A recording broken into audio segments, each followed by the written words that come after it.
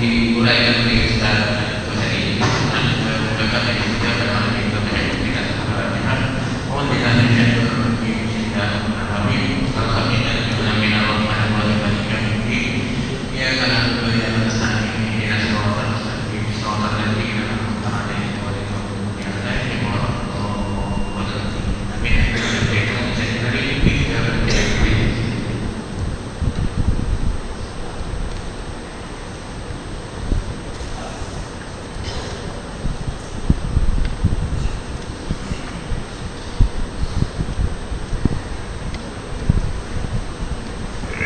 Bismillahirrahmanirrahim. Assalamualaikum warahmatullahi wabarakatuh.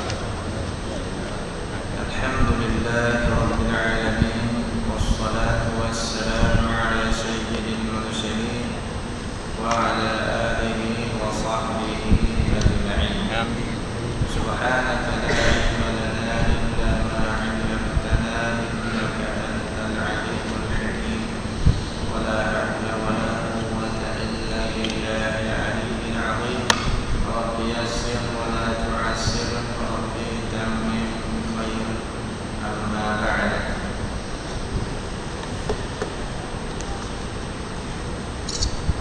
Itu masih bawah tajuk kelebihan bangun malam. Bangun malam asli bangun beribadah, bukan bangun malam kunci tidur balik. Ini bangun malam ibadah, menghidupkan malam dengan perkara ibadah kepada Allah Ta'ala. Bangun malam yang bola pun hiau, bangun malam yang TV pun hiau, macam-macam bangun malam yang ibadah. Qala al-muallif rahimahullah wa nafa'na bihi wa bi'ulumihi bid-darain amin. Qala sabda Rasulullah sallallahu alaihi wasallam, "Shalli min al-lail walau ka'albi syahr." Betul itu? Betul tak? Nah.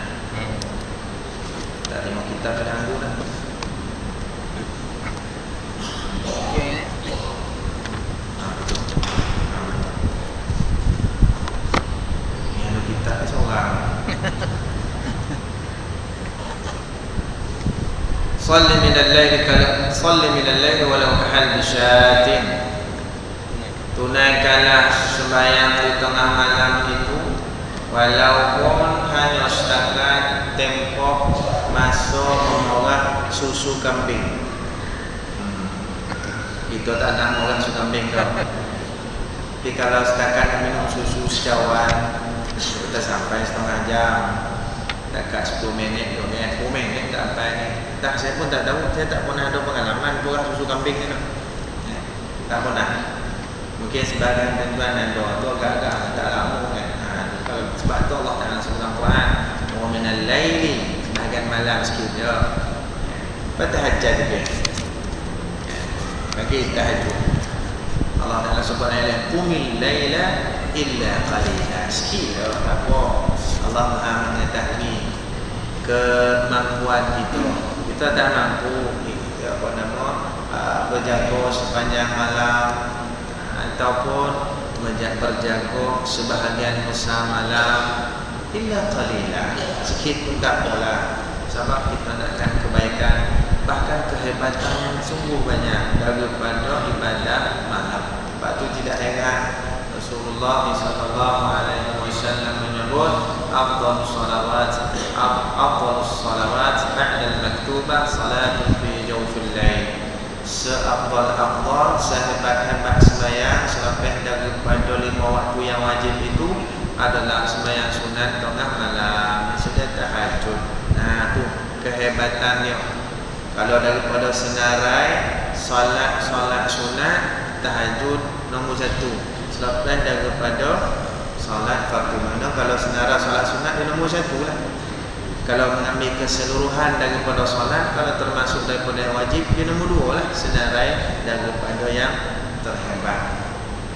Itu kata Rasulullah SAW. Tetapi yang hebat itulah dia ramai tak boleh nak capai. Yang hebat, ibadah yang paling hebat itulah yang memerlukan mujahadah yang sangat tinggi. dikatakan salah seorang ulama, Abdul Abbas Al-Mursi, Syekh Abdul Abbas Al-Mursi rahimahullah ta'ala, seorang ulama besar daripada Mesir, Ibn Athar Al-Iskandari. Ini semua orang yang pernah dapat didikan dan ajaran dia. Dia ni pernah tercicir sekali saja solat malam, sekali sahaja pun. Tapi dia dondo diri dia untuk tidak tidur sepanjang malam dalam tempoh beberapa tahun. Bukan ini. Dia dondo diri dia dikarenakan tertinggal satu kali sahaja solat malam. Maksud dia bangkit-bangkit buka mata azan subuh dah. Kita kalau kira kita buka mata elok azan subuh, kita rasa kita Allah pilih tinggi dah, di darajat tinggi wali Allah dah. Ya orang macam ni tidak. Kan? Duduk berzikir, ibadah, khalwat dan Allah Taala. Ada orang yang jadi pilihan Allah Subhanahu wa taala. Ada yang dondo diri dia baca Quran sepanjang malam, mewajibkan. Dia dondo, dia mewajibkan diri, tidak mewajibkan orang lain. Tak apa, macam kita juga. Kan? Bernazar macam kita mewajibkanlah. Contoh, kalau kita katakan, kalau aku tak dapat takbir yang pertama imam, tinggal sekali saja, aku dondo diri aku untuk baca Quran sepanjang malam hari ni. Contoh, dia dondo, okay, nazar lah macam tu. Contoh macam mana aku nazar, kan? Kalau katakan aku cici saja takbir yang pertama daripada solat jamaah, cici takbir pertama, aku dondo sedekah masjid Hasanah 1000 sehari selama tempoh 7 hari. Contohlah. Ni kalau ada duit boleh nazar macam ni, tak ada duit jangan cari pasal. Ni kalau duit ada boleh, alhamdulillah. Baik pahala.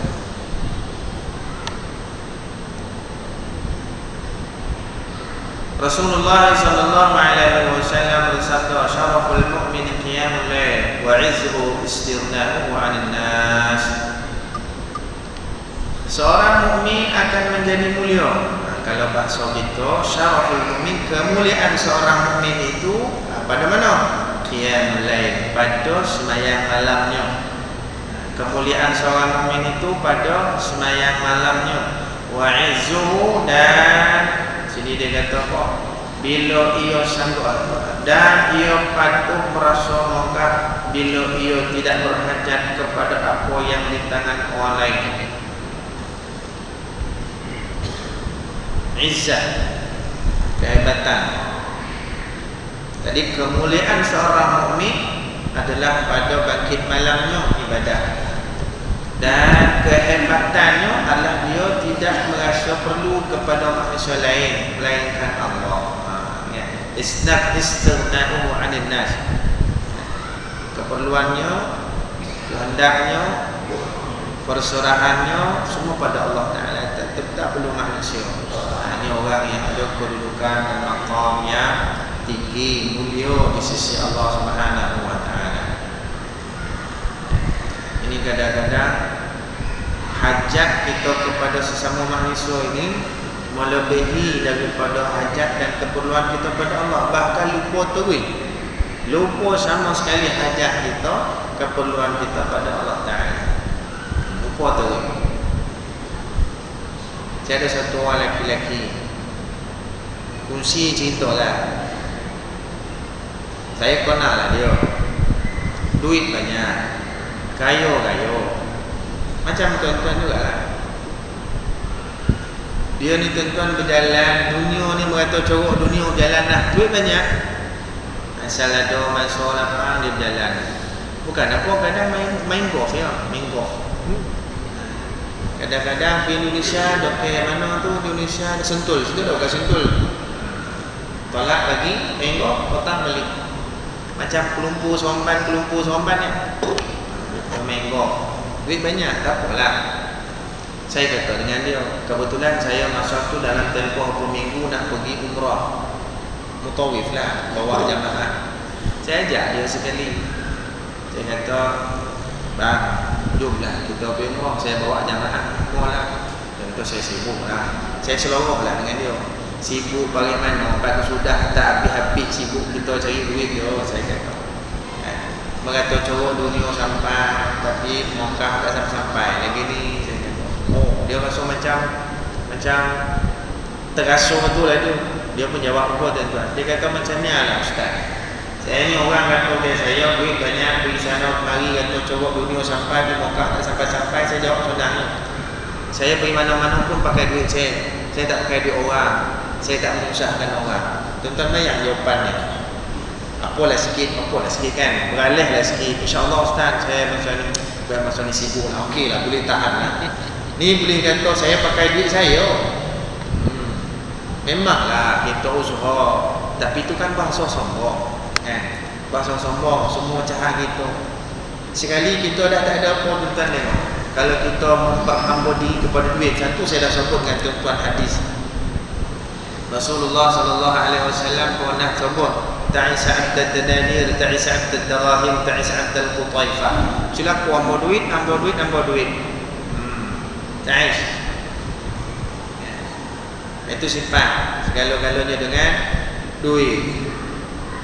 Tetapi kalau hidup itu kan,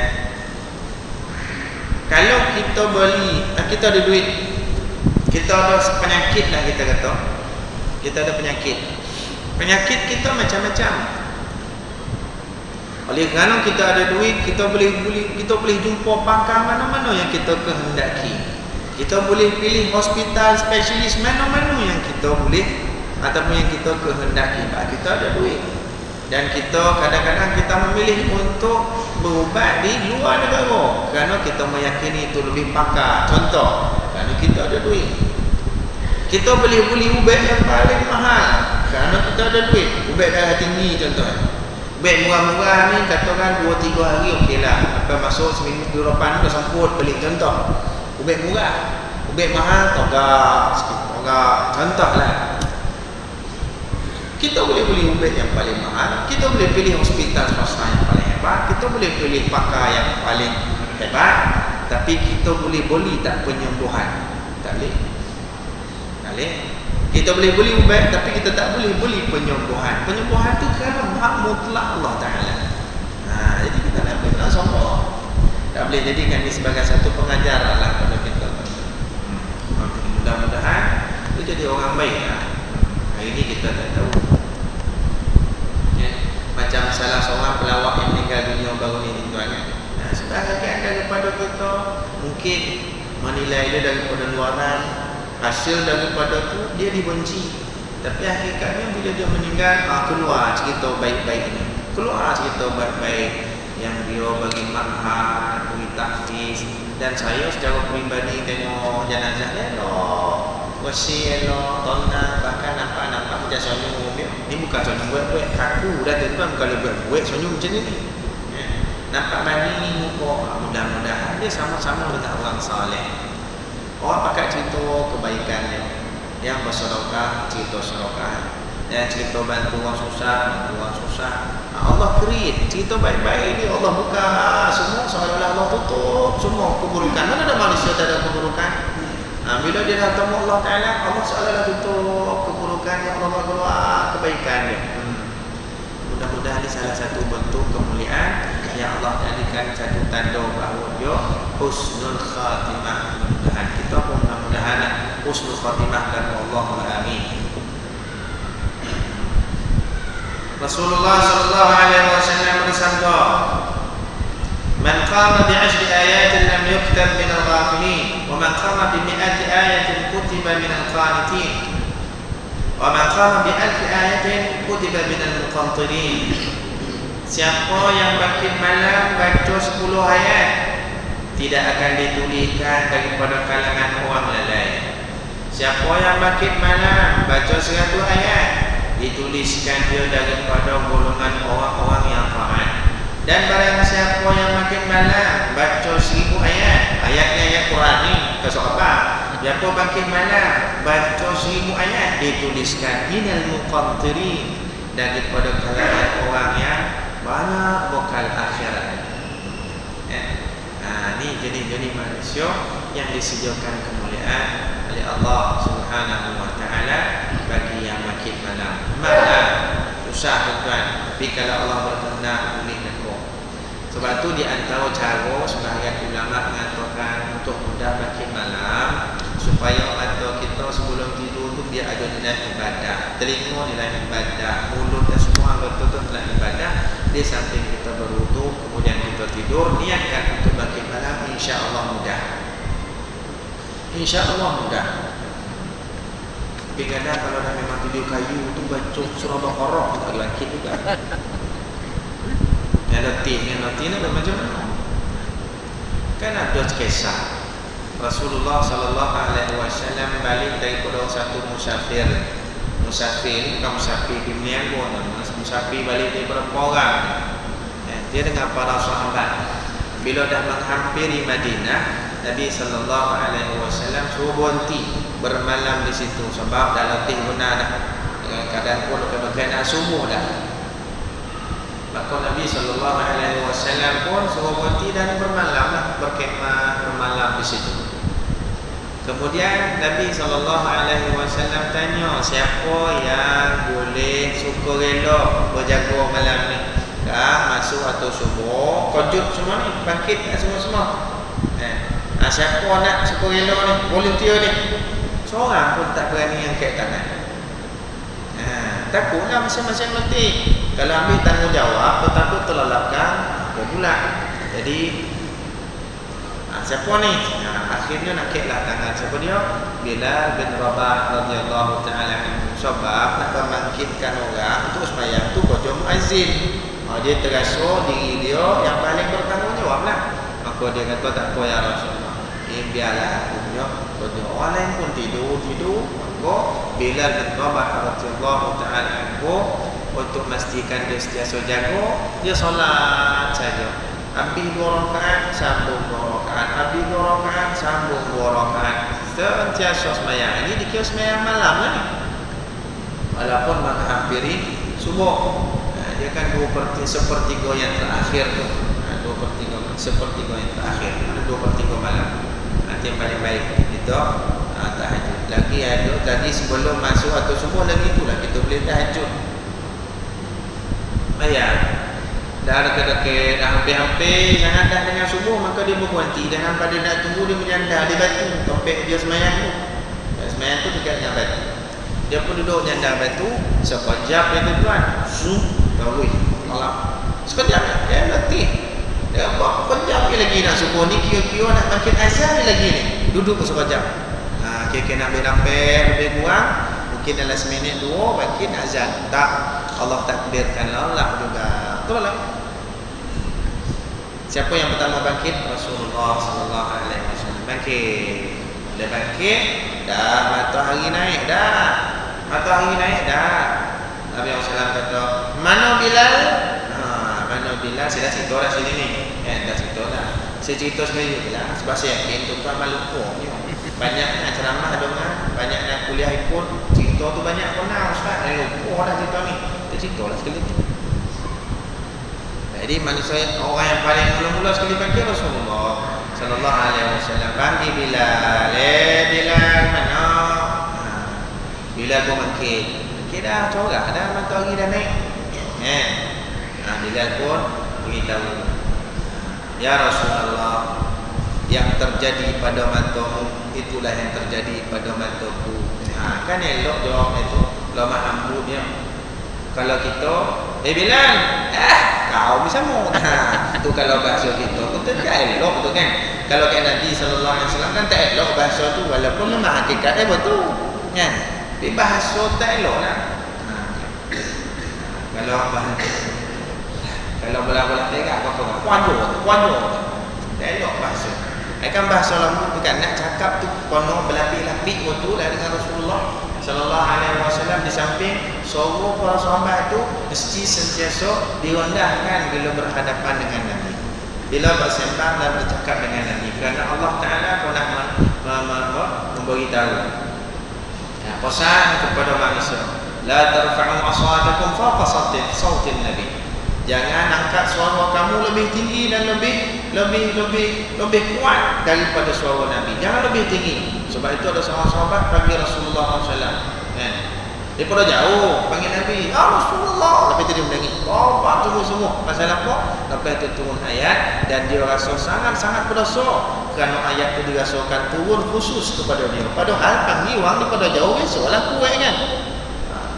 Imam, wow, panggil tengah. Sebab tu kita kalau dengan guru tuan-tuan jangan panggil daripada jauh. Itu ada disebut dalam kitab Allahumma shalli ala Muhammad. Apa nama kitab dia?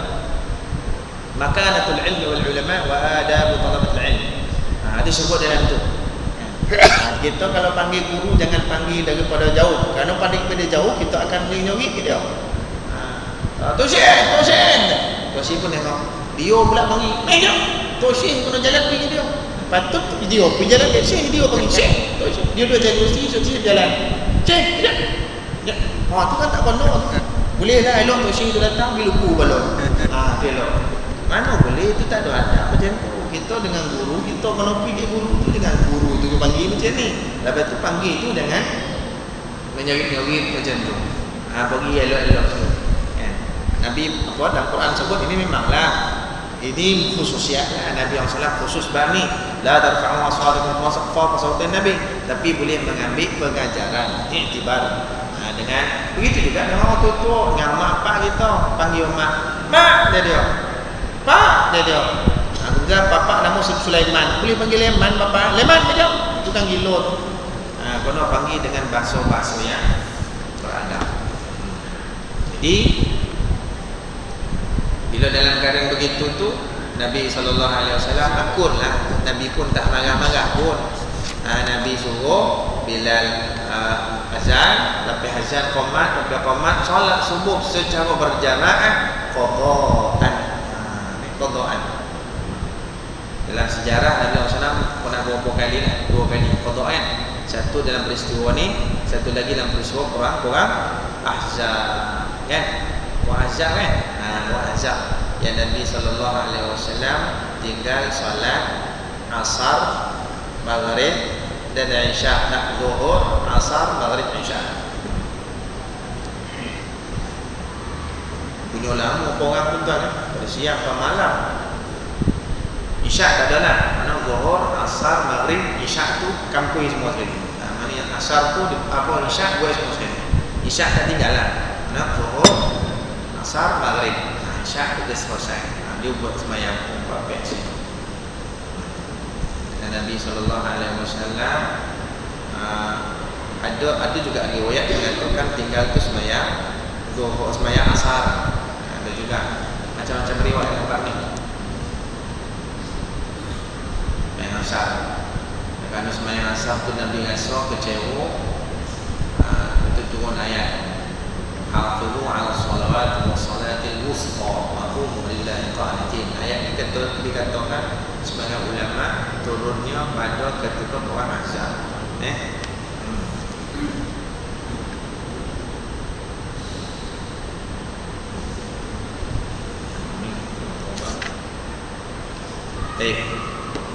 Dan satu hadis yang lain, jadi tuan-tuan yang saya sebut tadi ni hadis tu juga kita ambil pengajaran apa? Mana dia kalau katakan kita sembahyang qadaan pun masih lagi sunat untuk azan dan iqamah. Tapi bukan azan qomat macam yang biasa. Azan kita macam kita kalau tinggal sembahyang, kita nak qadaan.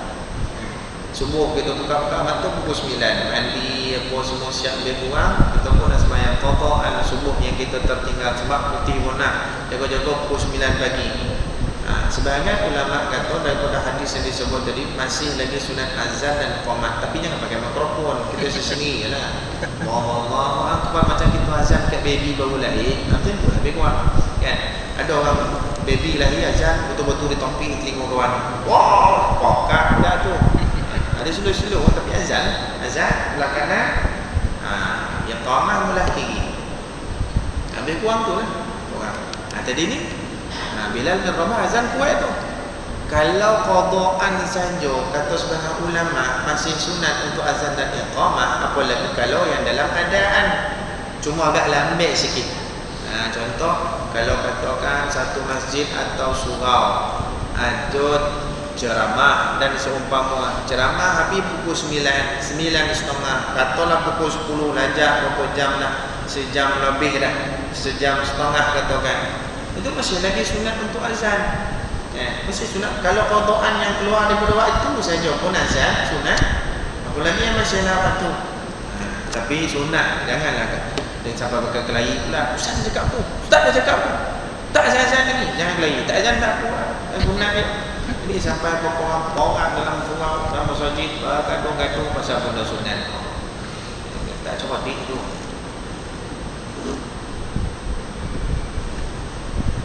Rasulullah sallallahu alaihi wasallam bersabda, "Inna min al-laili la sa'atan la yuwafiquha 'abdun muslim yas'alu Allah khairan min amri dunya wal akhirah illa ataahu iyyah." Ini salah satu daripada suasana yang mustajab doa. Nabi kata, sesungguhnya pada setiap malam ada satu saat yang mana tiada seorang hamba muslim berada di saat itu lalu ia memohon sesuatu yang lain dari urusan dunia dan akhiratnya, melainkan akan ditunaikan Allah permohonannya. Mustajab doa. Ada satu riwayat yang lain, Allah turun ke langit dunia, kata yanzilu rabbuna ila sama'id dunya. Pada waktu tengah-tengah malam tu ada satu saat Tuhan turun ke dunia, langit dunia. Yanzilu rabbuna ila sama'id dunya. Tuhan kami turun ke langit dunia. Kata ulama kata turunnya Tuhan itu bermakna turun rahmat Tuhan.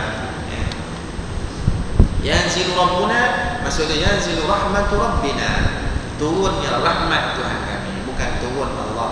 Kalau kita mengatakan Allah turun, Allah duduk ke langit, Allah bersemayam, kita mengambil makna seperti mana makna makhluk, payah.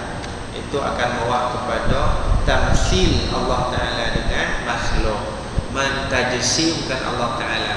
Seperti mana sebahagian daripada masyarakat kita di Malaysia itu terpengaruh dengan tafsir-tafsir ayat mutasyabihat yang membawa kepada taswish, yang membawa kepada tamthil Allah dengan makhluk, bawa kepada tajsim Allah dengan makhluk. Tak boleh. Yadullah fawqa aydihim, tangan Allah mengatasi tangan-tangan mereka. Allah ada tangan. Ya, Allah ada tangan, tapi tangan macam dia lah, bukan tangan macam kita. Tak boleh itu. Itu tajsim Allah. Itu membawa kepada Allah tu beranggota, Allah tu berjisim. Tak boleh lah. Kerana ulama ahlu sunnah wal jamaah daripada Asy'ariyah dan Maturidiyah itu bawa kepada takwil. Tangan itu membawa makna kuasa. Kerana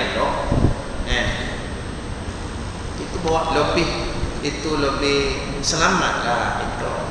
Allah tu tak bawa pada gambaran sesuatu yang tidak layak bagi Allah. Laisa kamitslihi syai'. Allah tu tak serupa satu apapun daripada makhluk ciptaannya.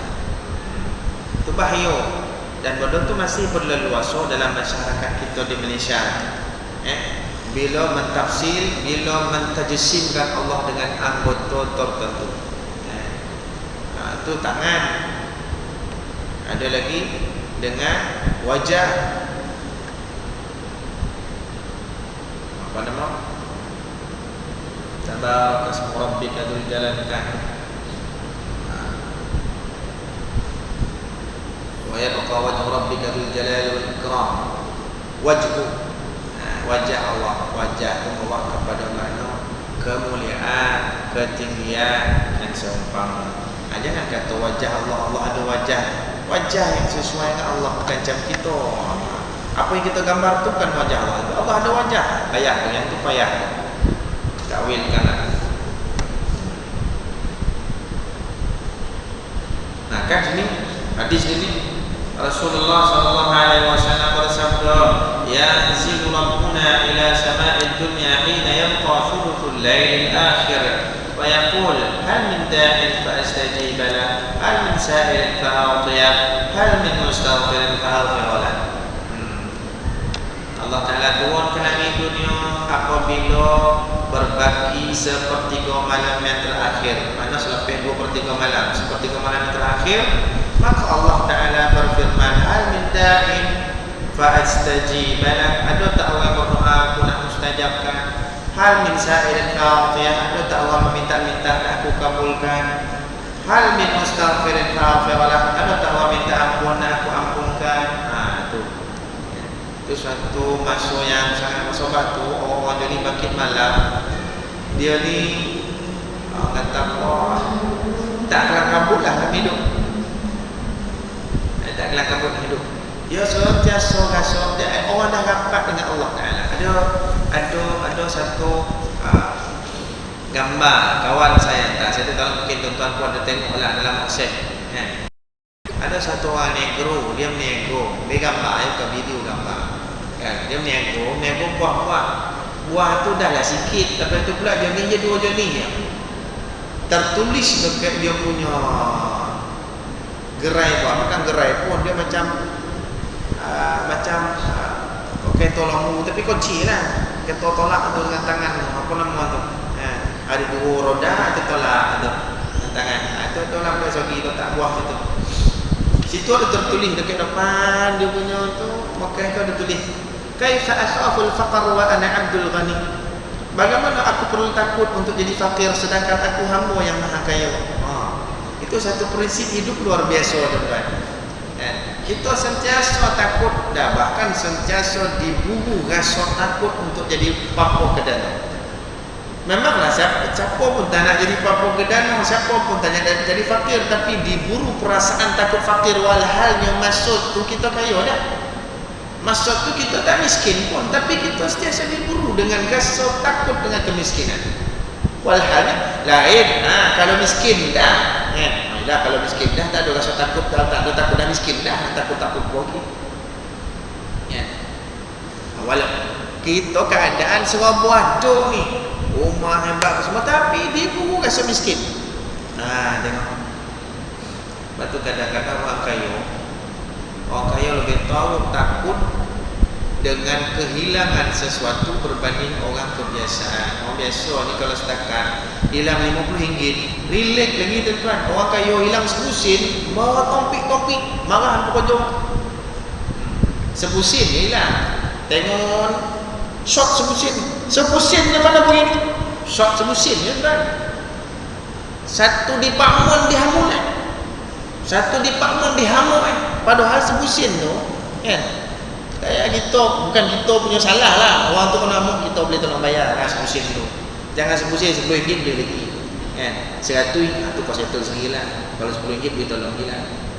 RM10 tu orang kaya ni sifat RM10 hilang, dihamuk-hamuk orang. Orang kebiasaan bawa dalam kocek nak pergi kedai, nak beli barang lebih kurang RM40, bawah RM50. Dalam sampai kedai hilang RM50 tu, dia cari tak jumpa. Biasa balik ambil RM50 lain, beli barang. Ada siapa-siapa dia ambil. Tak tahu. Beza. Kadang orang kaya lebih takut kehilangan daripada orang miskin ataupun orang kebiasaan. Sebab tu Allah Ta'ala pesan.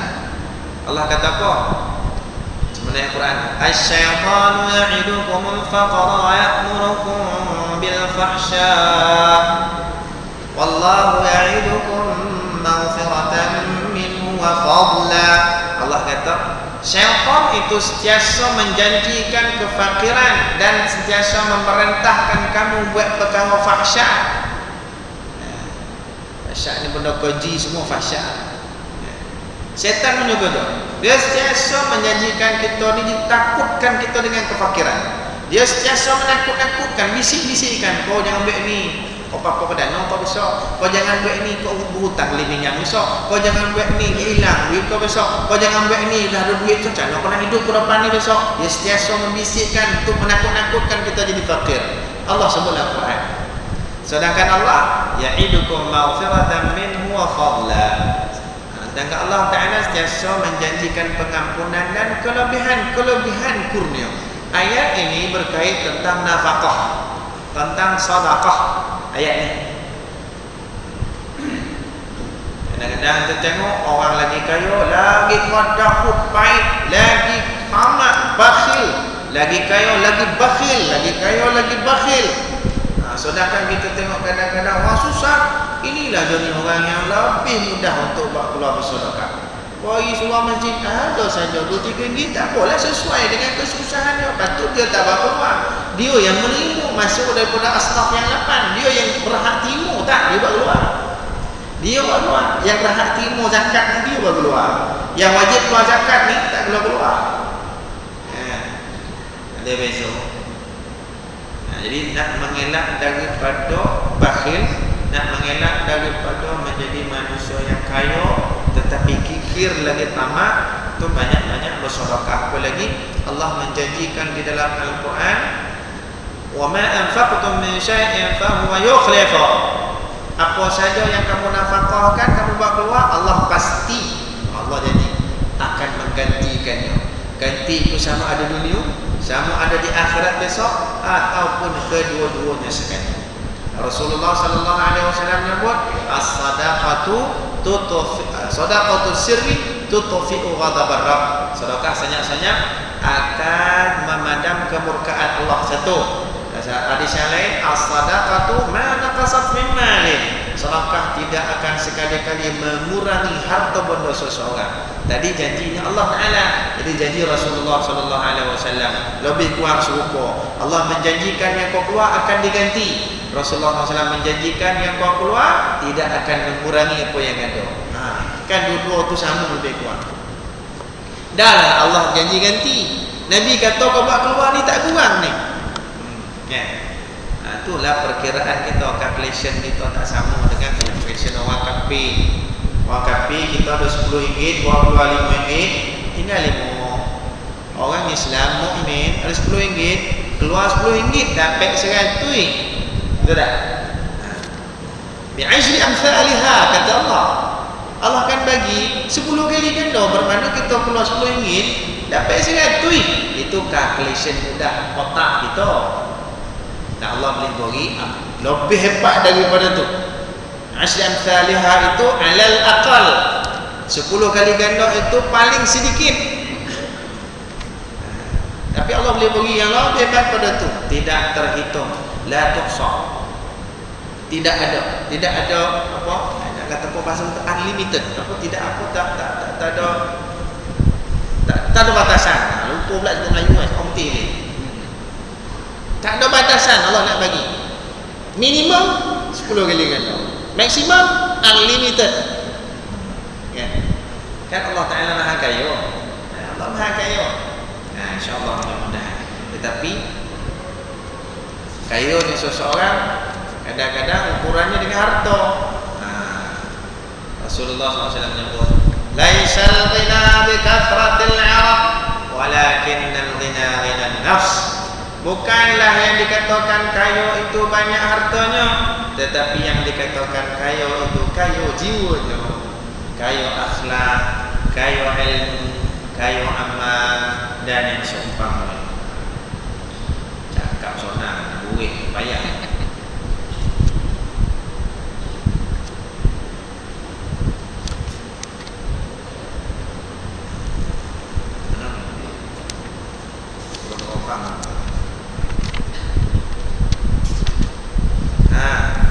Rasulullah sallallahu alaihi wasallam sebelum tu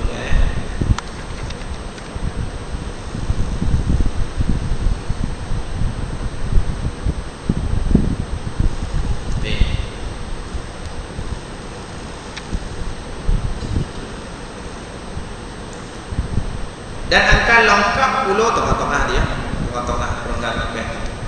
Kau jumpa lah tulisan tu tak jumpa dong. Dan akan lengkap pula kecergasanmu, pak, hasil daripada bangkit malam ni. Akan lengkap pula kecergasanmu serta benar kemahuanmu padanya. Dia memang ni asalnya daripada hadis Nabi. Saya tak ingat riwayat siapa. Cuma orang yang bangkit malam mengambil sebahagian daripada malam untuk ibadah, sama ada penghujung malam itu terus dengan solat subuh, atau malam kemudian tidur dan bangkit subuh balik, tak ada masalah. Tetapi hasil dan natijah daripada bangkit malam itu akan menjadikan seseorang itu cergas, bersemangat buat kerja di siang hari. Antara kesan dia serupa macam kita tidur di siang hari. Tidur di siang hari qailulah tu kan. Qailulah tu untuk dapat kecergasan untuk bangkit malam. Untuk bangkit malam supaya kita cergas untuk ibadah malam. Ibadah malam tu pula untuk cergas buat kerja di siang hari. Kita tidur tu pun qailulah lah tuan-tuan. Qailulah ni ada yang kata 15 minit, ada kata 10 minit, ada yang kata lebih kurang daripada itu. Tapi 15 minit tu kira lama lah. Kita qailulah 3 jam. 3 jam tu bukan qailulah kan. Itu boleh jalan dah. Itu dengan qailulah tu tak ada qailulah nama pun daripada qalil. Qalil tu pasal sikit dah. Qailulah lagi isim tasghir kalau bahasa Arab lah. Dah sedikit ditasghirkan lagi, ditaklilkan lagi, disedikitkan lagi. Yang lebih sedikit daripada sedikit. Itu maksudnya. Kalau sedikit itu qalil itu kata setengah jam, lebih sedikit daripada sedikit 15 minit 10 jam. Kalau sedikit itu 15 minit, kalau lebih sedikit daripada sedikit kira 5 minit je lah. Dia kurang tu.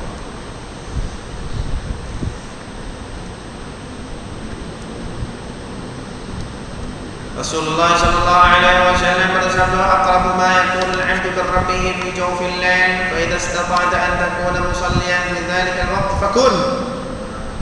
Orang yang paling hampir dengan Tuhannya adalah pada waktu malam. Pada waktu malam dia ibadahlah, pada waktu malam toko main dam. Ada waktu malam beribadah. Itu ketika seseorang paling hampir dengan Tuhannya. Dalam riwayat yang lain ketika dia sujud. Aqrabu ma yakunu al-'abdu bi rabbih wa huwa sajid. Dalam ayat ni wa huwa fi jawfil lail. Dua hadis tu lebih kuatlah, cuma lebih umumlah sujud. Seorang hamba itu hampir dengan Tuhannya ketika dia sujud. Ayat ni pula lebih khusus fi jawfil lail, salat di waktu malam. Fa idza istata'ta an takuna musalliyan fi dhalika al-waqt fakun. Kalau sekiranya kamu mampu untuk bangkit malam pada ketika itu, bangkitlah kata dia. Nabi kata bangkitlah. Tapi Nabi bagi keringanan. Tu kalau kau terdayu. Kalau kau tak terdayu, sebab kalau tak apalah kau tidur. Tapi jangan lajak daripada subuh. Kadang-kadang lajak juga subuh. Allah Ta'ala kata, tak apalah. Dalam syariat yang diutus pada Muhammad sallallahu alaihi wasallam ada namanya qada'an. Kalau dalam syariat Nabi kita Muhammad sallallahu alaihi wasallam bawa syariat jadi kalau siapa sahaja tinggal sembahyang kono bayar 5,000. Di 5,000 keluar. Satu sembahyang tinggal 5,000 kena bayar dah. Gaji 3,000 je no. Kalau Allah letaklah undang-undang macam tu, mampu kita. Ya Allah letak, Allah Maha kasih sayang. Dah kau tinggal juga tak apa dan tahu kalau mak ada syariat qada'an, buat qada'. Wallahu a'lam. Jazaa.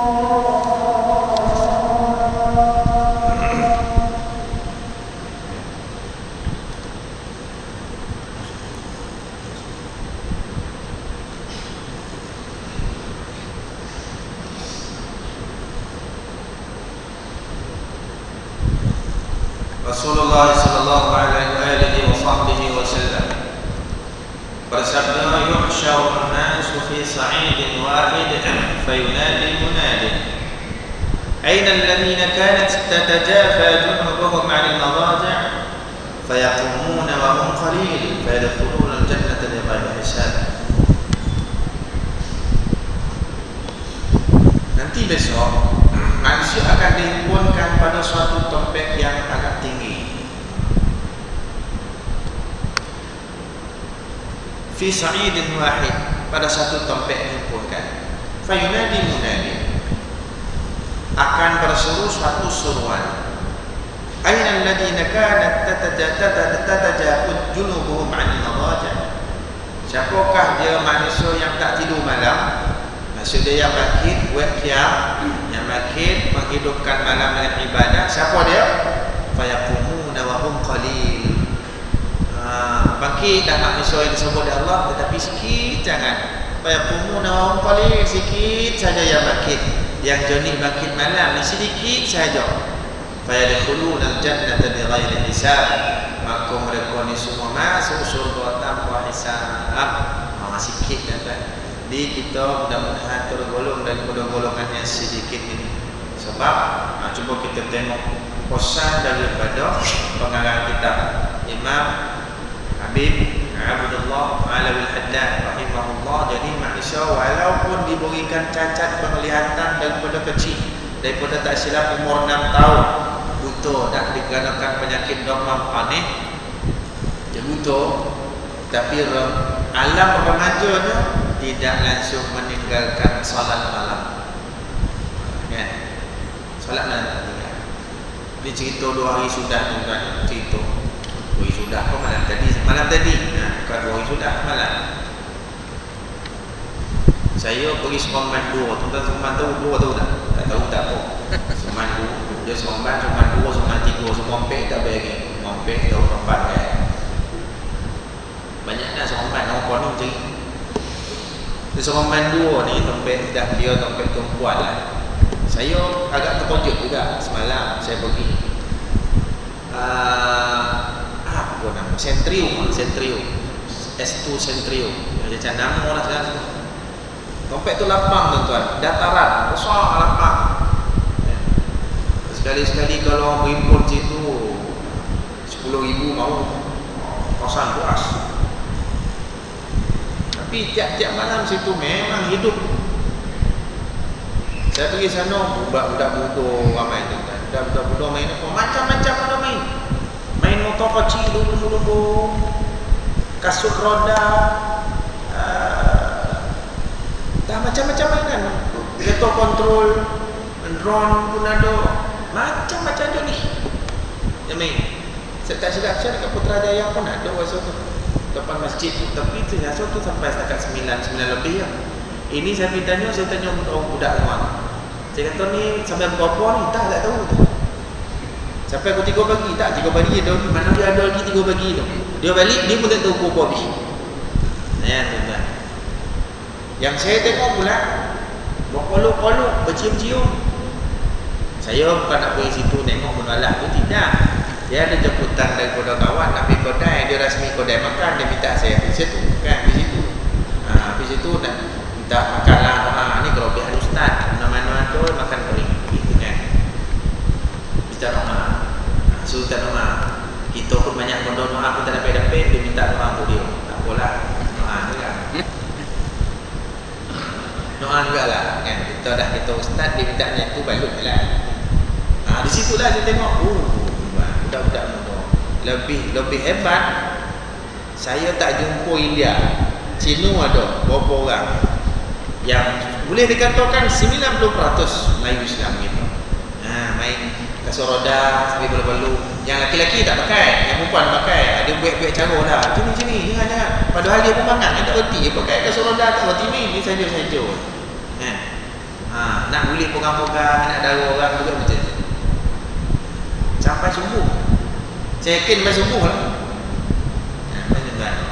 Nak situ ribu-ribu.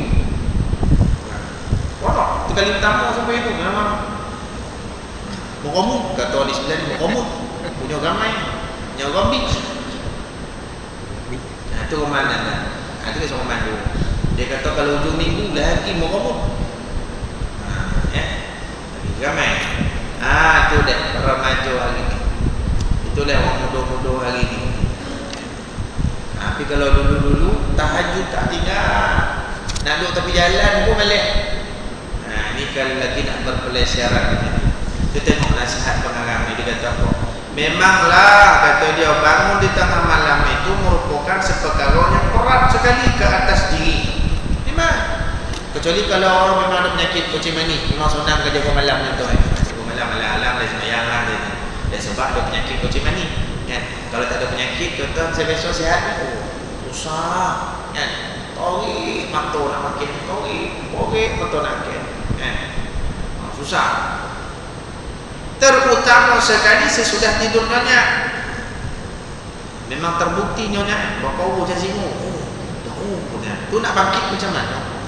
Mak kunjung bang, bangkit bang. Bangkit bang. Mak dah bangkit dah, ayam dah. Abang ini tak bangkit. Mak tu rumah ni suri rumah. Abang ni khatib masjid ni. Tak ada bangkit ni. Akan tetapi ia boleh menjadi ringan badan. Nanti dia akan bagi tahu lah contoh ni dengan. Akan menjadi ringan. Nampaklah ruang sikit tu kita usaha ni. Bila telah dilazim dan dibiasakan. Ini kelebihan kalau duduk dengan jamaah tabligh. Tak? Dia pergi bawa sana mari kurus 3 hari masjid, kurus 3 hari surau. Dia buat apa? Dia atau aktiviti dia dah bagi malam. Kalau duduk seorang tidur di rumah, akan ada lah bangkit dah. Kalau ikut jamaah tabligh ni tuan, itu kelebihannya. Tu kadang-kadang tak payah dikonjut digorak-gorak kan, bangkit sendiri. Kan? Saya pun ada pengalaman lah ikut jamaah ni bagus dari sudut tu. Kan? Kita tidur ke surau tu, tidur. Elok-elok tuan-tuan, pukul 3.30 pupek jago betul. Elok. Tak dikonjut tak digorak, elok. Di sini. Ni nak lazim kan ni? Tahu cara. Kalau kita tak boleh cara ni, kita cara ni. Tak boleh cara ni. Contohlah. Ataupun nak mudah tuan-tuan cari mana yang agak berparuh kuat sikit tidur dengan dia.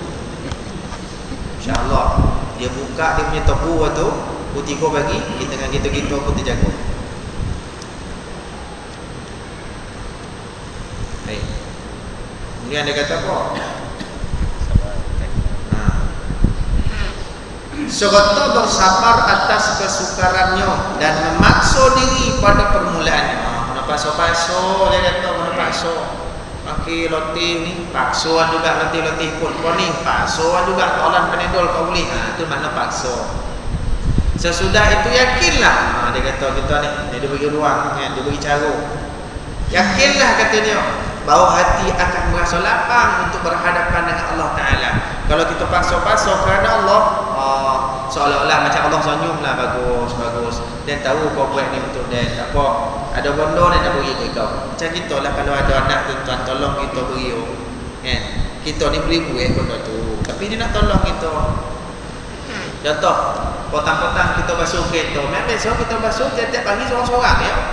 Keluar anak kita baru umur 7 tahun, 5 tahun. Tolong kita basuh. Kita bagi dia basuh. Bagi dia basuh tayar. Disontak, menyentak, disontak betul. Tayar kereta tu baru kilat. Kan? Anak kita. Padahal satu tayar ayo, 3 tayar lagi kita basuh. Satu tayar ayo sontak. Habis kita belanja dia. Nak ambil dah RM5. Kan? Ambil dah RM5. Kadang-kadang kerana kita baru dapat bonus ambil RM10. Dapat naik gaji lagi, beli KFC dah ada duit, KFC lagi. Contohlah. Beli ayam goreng. Fikir-fikir GST tambang makin naik. Beli RM1. Kalau budak tak boleh main duit dia banyak. Dia silap bagi RM10. Ambil RM2 dah. RM10 sekoping, RM2 2 koping. Mana banyak ada dia? Aduh. Dia bodoh anak tu. Bagi. Ada nak ngembangkan apa? Dia bagi upah tu. Padahal kita boleh buat semua. Seolah-olah Allah macam pula lebih kurangnya. Kita bangkit paksa juga untuk siapa? Untuk Allah. Allah tak perlukan kita. Kalau satu dunia Allah cipta manusia semua semayang dan menyembah Allah, tak ada seorang pun kafir di muka bumi ni. Tak bertambah pun kehebatan dan kekuasaan Allah. Tak tambah sikit pun. Macam itulah kehebatan Allah sedia kala daripada dulu.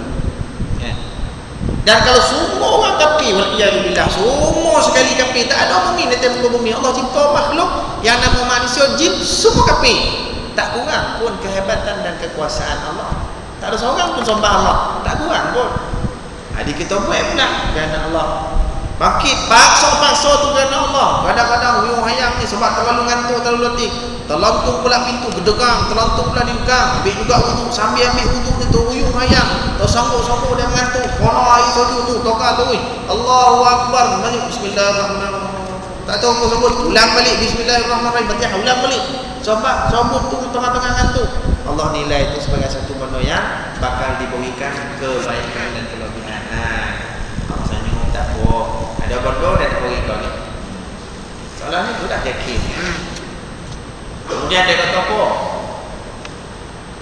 Dan akan tersalah pula akan terasalah pula kelazatan munajat kepadanya dan kemanusiaan khulwah dengannya. Khulwah ni bersendirian. Duduk sendiri kita dengan Allah Ta'ala, kan? Saya jumpa satu orang perempuan tadi, tuan-tuan. Dia tadi lepas kuliah, orang tua seorang, umur 60 lebih dah, anak 4 orang, 3 lelaki, seorang perempuan. Anak lelaki ni dia kata, Ustaz, saya nak cerita dengan Ustaz, anak lelaki saya ni polosit. Polosit atau polosit? Mana jahat lah bahasa turun polosit ni, mana tak ada kata lah. Saya Ustaz, saya sorah ke Allah Ta'ala, dia kata, saya ngaku ya Allah, dia salah dia ngaku. Dia tak boleh anak dia cara betul. Dia sendiri pun tak betul. Dan boleh anak dia tak betul. Dan ngaku ya Allah, dia ngaku dan berdoa ya Allah, tapi tolonglah. Dia cerita dengan saya, 4 tahun dia tiap-tiap malam hadap Allah. 4 tahun, tajik 4 tahun makin malam, semata-mata nak tengok anak tu soleh. Tak nak jadi hamba kaya, tak nak jadi manusia yang tak berakal, tak nak, minta dengan Allah. Sambil-sambil nangis dia kata, dia minta, ya Allah ni salah dan ngaku salah dan, tapi tolong ya Allah, dia tak nak anak dia jadi jahat. Dan salah didik dan tahu, dan dulu pun tak pakai tudung, dan didik anak dan salah, tapi sekarang dan soda anak dia pergi pindah dekat Kodah, dia duduk Kodah pondok 4 tahun, minta anak tak berubah lagi, masih tak elok perangai, balik ni 9, berdoa lagi. Akhirnya Allah Ta'ala tengok, jadi orang baik, nikah dapat perempuan ustazah, logo betul ni, ya, logo ni. Ni alhamdulillah. Jadi kalau dapat aku, Nabi kata yang tahu yang jadi sahab kita bila dah masuk dalam kubur, walidin salihin yad'u lahu, anak salih mendoakan dua bapa. Anak soleh yang doakan dua bapa. Kalau tak soleh, tak ada doa. Dia tak ada doa. Dia tahu duit macam mana nak buat, apa tinggal ada apa, tinggal normal je nak buat. Ada satu kes di Seremban, apa ni tuan-tuan, apa ni wakafkan rumah banglo kepada persatuan untuk bolo anak-anak yatim. Ada lagi di Seremban, saya tak nak sebut ke mana, kan? Rumah banglo besar, tanah lapang, tanah saja, beli tanah untuk banglo tu saja, tapi kalau masuk 20 biji ketong mudah-mudah besar. Banglo 2 tingkat. Memang situ ada signboard sebelum tu, tengah-tengah dekat pagar tu tadi rumah anak yatim. Ada persatuan yang menguruskan. Kita ingat. Tuan punya rumah wakafkan tanah, rumah semua sekali. Bahkan dia apa, sponsor air, elektrik dibayar. Meninggallah tuan rumah, meninggal tuan rumah, berebut anak ambil beli rumah tu. Dia ambil beli rumah tu. Padahal orang nak berbani ni apa wakaf tak, dia nak beli. Padahal apa salah ada sebut wakaf tu, memang tahu dah sebelum ni apa dia menguruskan, membelanjakan sekian punya duit untuk pembangunan rumah anak yatim. Dah dia tahu ni rumah apa dia pernah membenarkan anak-anak yatim di situ. Tahu dah tu. Anak soleh tak usih, dia tahu ni sahabat bapak dia. Cuba tengok apa jadi. Anak ni ambil beli rumah tu. Wakaf mana dia? Fatih mana dia? Hitam putih mana dia? Dokumen tak ada. Tangan. Pergi mahkamah berkeluar surat, keluarlah anak-anak yatim daripada rumah. Bayangkan tuan. Ni anak mana orang ni? Kita tak nak macam ni. Kita nak anak kita biar penyebab kepada kita dapat kebaikan bila dah dalam kubur. Dan Nabi SAW sebutnya. Mudah-mudahan kita dapat anak soleh ya Allah. Amin.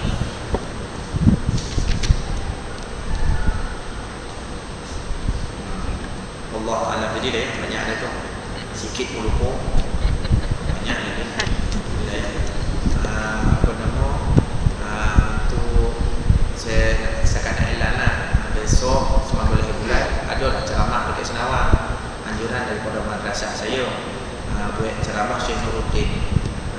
Ada majlis maulid lah, macam kita kata malam cipta Rasulullah, malam apa dia punya apa, malam apa tu, malam apa selawat, itulah lebih kurang kan. Siapa ada